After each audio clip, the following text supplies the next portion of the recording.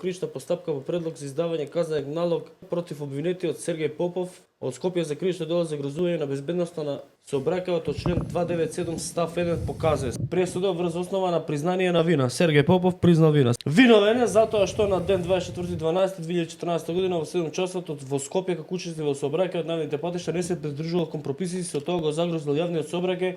Сергеј Попов управувал возило без положен возачки испит, го управувал со концентрација од 1,43 промили алкохол во крвта. Ем немал возачка, ем бил пијан. Што напредил сообраќајка во која што предизвикал тешки телесни повреди на сопатник во другото возило. И сега би требало да биде осуден година затвор и 3 години условно. Добро. Тоа би било логика. Он е осуден на 500 евра казна, забрана за возење 3 месеци, значи он поминал со казна под пропишаната казна. Сега Сергеј Попов е пратеник. И он со УМС го поддржувал протестот. Чекај бе шефе, ти немаш морално и етичко право да повикуваш на протести бе. Заедно со УМС ќе се придружиме на протестниот собор да изразиме сочувство за форсиран револт против системот што убива. Ти си бенефишиери на овој систем. Овој систем не те ставил тебе у затвор, а требало. И ти збориш за систем што убива. Па тој систем тебе те спасил. Чекај малце, стој. И уште Со нешто. кое лице бе ти повикуваш и збориш за систем? Уште